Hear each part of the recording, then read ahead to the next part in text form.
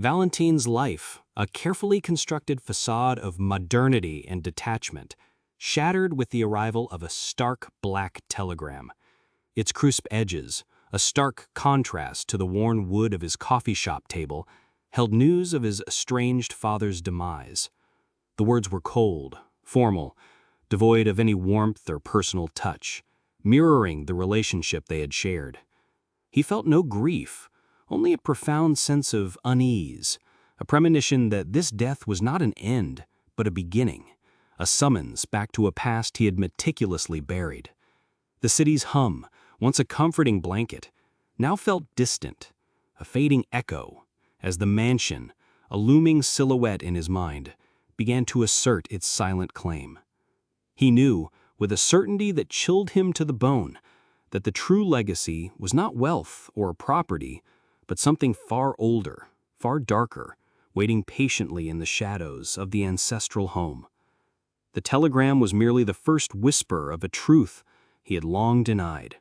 The journey back was a descent into a landscape that seemed to reflect the gloom settling in Valentine's heart.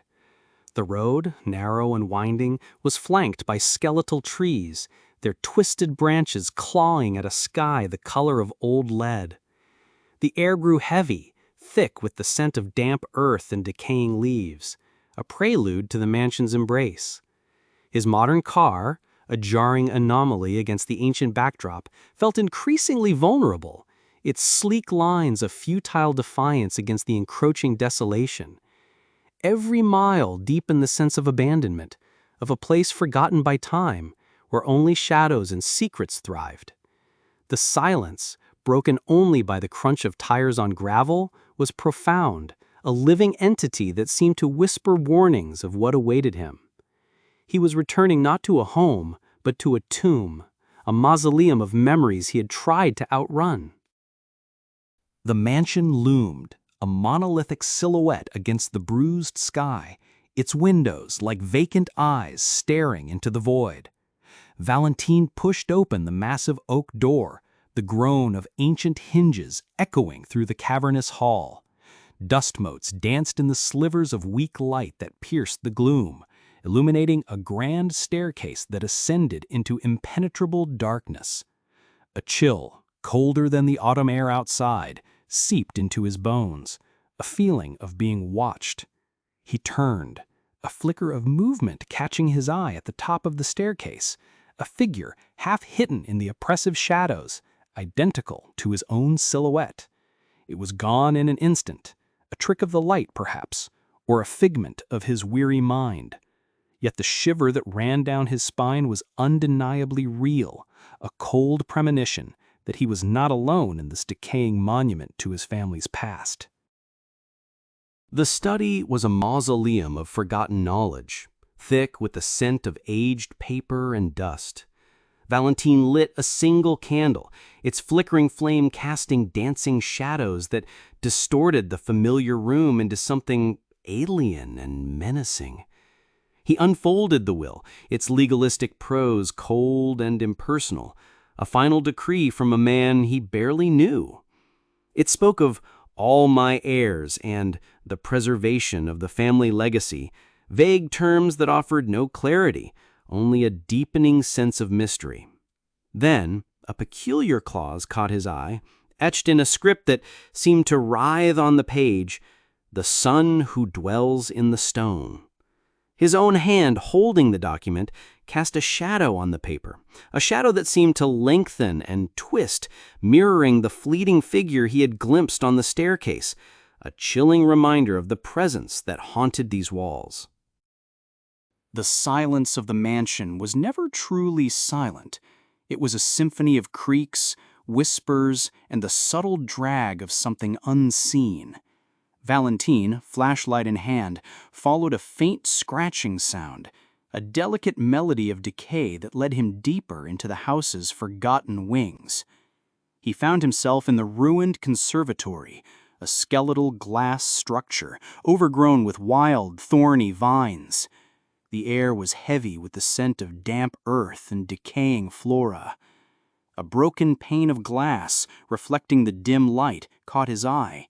He leaned closer, his own reflection distorted, fragmented by the cracks. For a fleeting moment, he saw it, not just his own face, but something else, a silhouette standing directly behind him, head tilted, a silent observer in the shattered mirror of his perception. The reflection vanished as quickly as it appeared, leaving Valentine alone with the unsettling quiet. Yet the presence lingered, a cold breath on his neck, a whisper that wasn't quite sound.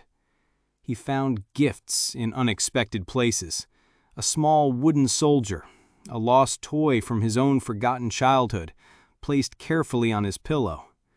Later, a macabre children's drawing, rendered in dark smudged charcoal, appeared on his desk, depicting two identical stick figures, one with a gaping, shadowed void where its face should be. And then, the key, an ornate, rusted iron key, left conspicuously on the threshold of a bricked-up door in the forgotten West Wing, a door he had always been forbidden to approach. Each gift was a silent message, a chilling invitation to a game he hadn't known he was playing, a game orchestrated by the silent inhabitant of the house. The key to the forbidden door unlocked not just a room, but a floodgate of suppressed memories. As he stepped into the musty darkness, the air grew thick with the phantom scent of fear and stale air. Fragmented images, sepia-toned and tinged with a horrifying dark red, assaulted his mind. He saw himself as a child, small and terrified, locked in the cold, damp basement by his father, a punishment for some forgotten transgression. The panic had been overwhelming, a suffocating blackness that consumed him, twisting his young mind until something snapped. His consciousness had fractured, a desperate act of self-preservation. The fear, the abandonment, the unendurable pain, it had coalesced, solidified, a dark fission of his own being that remained trapped within the house's stone foundations. His father, a man of rigid control and cruel expectations, had seen not a monster, but a malleable shadow, an imperfect double he could mold, a symbol of the weakness he sought to eradicate from his true son. The realization hit him with the force of a physical blow. Lázaro was not a ghost, not a monster, but a living echo of his own deepest pain. He found him in the vast, echoing library, amidst towering shelves of forgotten tomes. A single candle flickered on a nearby table, casting two shadows on the wall that seemed to writhe and fight, a silent battle of fractured selves. For the first time, Lázaro stepped fully into the dim light, his face finally visible. It was Valentine's face, undeniably his own, yet twisted by an expression of raw, primitive pain and ancient rage, a primal scream frozen in time. Lázaro was the receptacle of all the fear, the abandonment, the unendurable suffering that Valentine had been forced to discard to survive, to become the detached, modern man he was.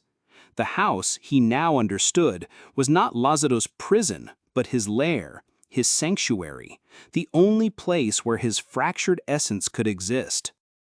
The gray dawn light, cold and unforgiving, filtered through the grand hall, illuminating the dust motes dancing in the air. Valentine stood at the open door of the mansion, the threshold between his past and an uncertain future. The world outside beckoned, a promise of escape, of a return to the life he had meticulously constructed, free from the oppressive weight of the house and its dark truths. He could leave Lázaro behind, abandon his brother and the buried secrets forever, severing the last ties to a legacy of shame and trauma.